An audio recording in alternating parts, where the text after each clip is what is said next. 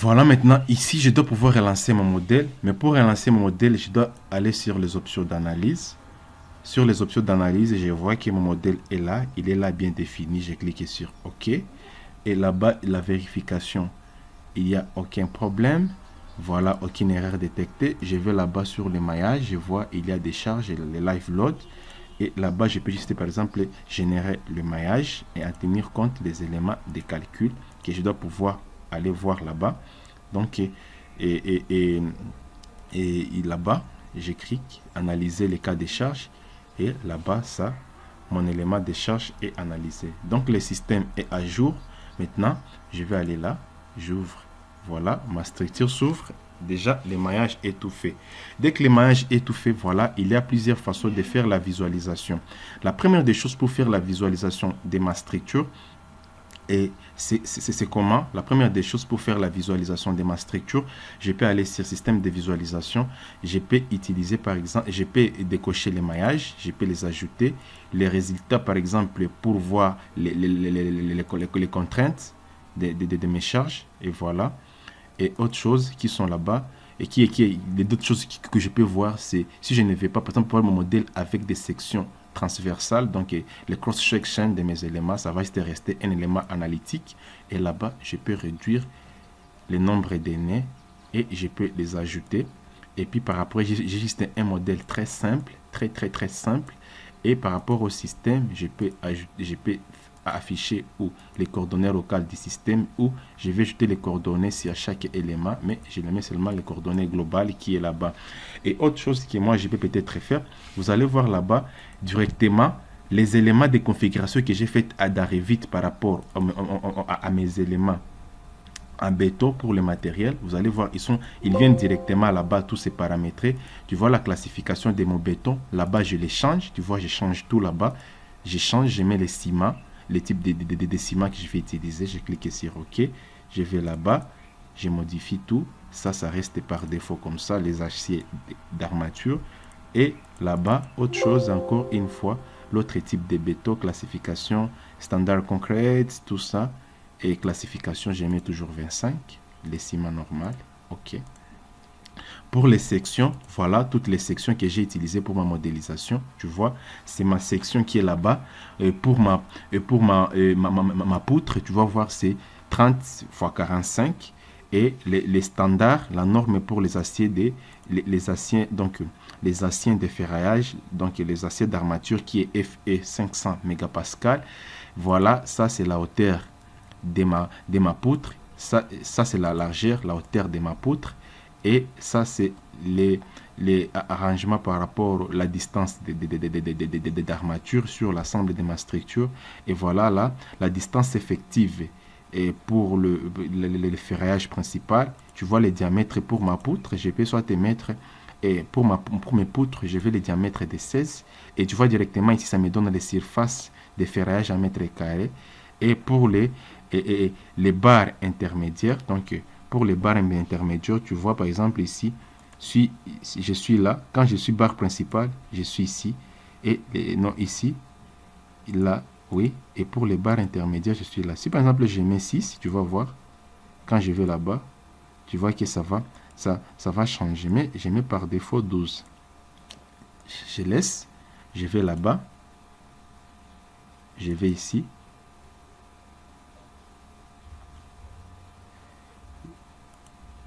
je vais là-bas, oui, mes colonnes sont là-bas, toutes les normes, c'est là-bas, ainsi. Ah non, ça c'était pour les colonnes, ça c'est pour les poutres, je m'excuse. Et tu vois directement par défaut, ça vient les barres des 20, tu vois, et les diamètres de renforcement, les diamètres latéraux, ça reste comme ça. Si je clique ici, tu vois, ça me donne ça. Ça maintenant, ça c'est pour le poutre. Tu vois ici, c'est là où la partie travaille beaucoup plus. Là, on met des armatures dépôt. Et pour moi, les 12, là, je mets les 16. Et là-bas aussi, ça va rester 20 par défaut. Et là, ça reste 16. J'ai cliqué sur OK. Donc là, je viens de remodifier mes sections et de la géométrie de mes éléments structurels, les poutres et autres. Maintenant, tu vois ici. Tu vois directement ici, ça me donne, comme je viens d'envoyer un élément provenant d'Arrivit dans Sophistic. Tu vois directement, ça s'ajoute une autre tâche ici pour le dimensionnement à l'hélice et à l'hélice des poutres. Tu vois, je peux aussi ajouter autre chose. Vous allez voir après. Et puis par après, là aussi, c'est pour le ferraillage des éléments. Mais avant tout, la prochaine étape que je vous ai dit, c'est l'étape des dimensionnements. Ici, les dimensionnements. Pour faire les dimensionnements ici, je dois aller là. Et l'analyse linéaire. Je dois d'abord cliquer sur l'analyse linéaire. Et là, tu vois les charges. Je peux les définir toutes ou manuellement. S'il y a certaines charges que je ne vais pas tenir compte dans les calculs, tu vois qu'il y a déjà des charges qui sont là. Les charges d'exploitation 1, les charges permanentes et les charges d'exploitation. Il y a un seul groupe, les contrôles des paramètres, les torsions, tout ça, je peux tenir compte, par exemple, en tenant compte des torsions. Et les solutions du système, donc les solvers que je vais utiliser, ça va rester par défaut. Les textes des sorties, donc les types des éléments de sortie, ça va être par défaut. Les graphiques input, voilà, donc quand je vais sortir mes données, mes valeurs, comment va s'afficher mon modèle, tu vois, c'est 3D, je peux dire c'est modèle utilisateur, tu vois, quand je clique là-bas, bon, ça peut rester comme ça. Maintenant, pour mes calculs, quels sont les éléments que je vais en tenir compte lorsque je vais dimensionner? Je vais mettre tout ça. Les moments de courbure, et les moments de torsion, l'effort de cisaillement, l'effort tranchant, l'effort normal, tout ça. Les nez et autres choses. Et qu'est-ce que moi je vais faire? Après, les clics ici, ça doit être toujours coché pour lancer des calculs automatiques. Et tu vois directement, les calculs sont là. Les calculs sont automatiques directement. Quand je rentre dans le système de visualisation, tu vas voir, pour voir la façon dont mes charges ont été appliquées dans l'analyse statique et linéaire, tu vois là-bas, là, c'est la façon dont mes charges sont appliquées sur ma structure. Et maintenant, là, je peux rentrer là, je peux rentrer ici pour encore ajouter mes poutres, pour voir maintenant les comportements de ma structure. Tu vois, je peux augmenter l'amplification, donc je peux augmenter l'amplitude pour voir les effets du poids propre de la structure sur du poids propre de la structure sur mon élément central de ma structure. Et là, ce sont les effets des charges permanentes, des charges d'exploitation. Et là, je peux faire un zooming. Donc, je peux zoomer ça et je peux voir ça dans les dans toutes les positions, tu vois. Dans les 3D, X, Y, tu vois, je peux aller là. Lorsque je vais bloquer un modèle, je bloque là pour avoir les informations et je vais là-bas, tu vois. Lorsque je suis là, je peux encore entrer sur automatique, je vais là pour voir maintenant les effets de mes charges sur l'ensemble du comportement de ma structure. Et là, qu'est-ce que moi je peux faire? Je peux augmenter l'amplitude. Et non, sorry, I'm really sorry. Je dois juste aller là-bas. Voilà. Et là, je peux juste augmenter l'amplitude pour voir comment les déformations se font. Et je peux juste rentrer là-bas, voir aussi les comportements de ma structure. Et voilà. Voilà l'analyse des structures. Tu vois là comment ça se fait, l'analyse statique et linéaire. Maintenant, pour revoir par exemple les effets et des contraintes, parce que là, ça nous donne les résultats ici. Et voilà un peu les comportements. Maintenant, j'ai la possibilité aussi de voir par rapport aux résultats et les contraintes de mes contraintes. Je peux juste aller ici et je clique là-bas, par exemple ici sur ces points ici, sur cet élément-là d'émaillage. Et puis, je vais voir les éléments de contraintes non définis. Je dois patienter. Tu vois directement. Quand je clique là, tu vois directement là-bas, ça nous donne les variations de diagrammes de contraintes, ça nous donne les nez, les déplacements, tu vois, ça nous donne la rigidité, l'élément structural, ça nous donne les centres de gravité, ainsi de suite, tous ces éléments-là. Les charges sur les nez, vous pouvez les voir, ainsi de suite. Après ça, je rentre ici.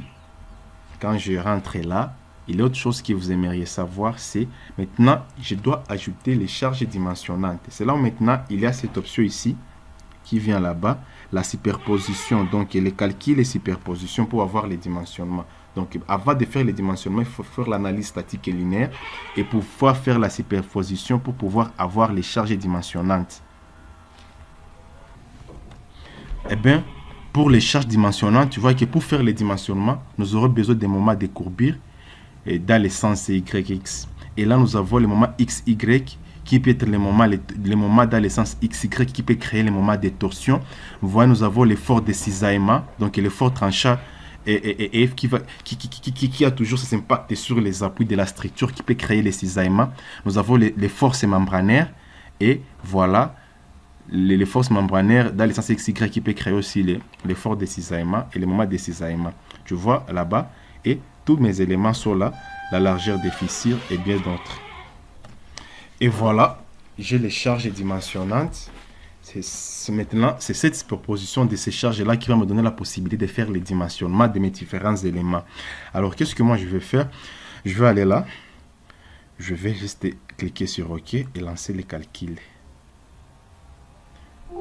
Voilà, maximum. Je peux encore une fois relancer ça ici. Voilà. Cool. Dès que mes calculs sont là, je peux visualiser mes résultats. Nous pouvons juste aller là. Donc, je vais définir cette partie ici.